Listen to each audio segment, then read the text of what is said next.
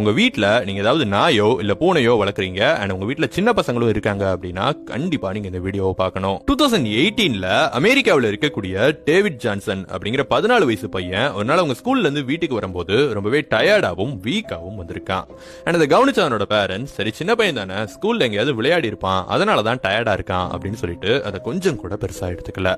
But நாட்கள் போக போக அந்த பையனுடைய கண்டிஷன் ஆனது ரொம்பவே மோசமாகவே பயந்து போன அவனோட பேரண்ட்ஸ் உடனே அவனை ஒரு ஹாஸ்பிட்டல் கூட்டு போயிருக்காங்க. அந்த ஹாஸ்பிட்டல்ல அந்த பையனை செக் பண்ணி பார்த்ததும் ரொம்பவே ஷாக் ஆன டாக்டர்ஸ் உடனே அவனை அந்த ஹாஸ்பிட்டல்ல அட்மிட் பண்ணிட்டு இப்ப ரீசெண்டா ஏதாவது நாயோ இல்ல பூனையோ உங்க பையனை கடிச்சதா அப்படிங்கிற மாதிரி கேட்டிருக்காங்க. எஸ், ஆக்சுவலி அந்த பையனுக்கு வந்த அந்த டிசீஸ் ஆனது ராபிஸ்.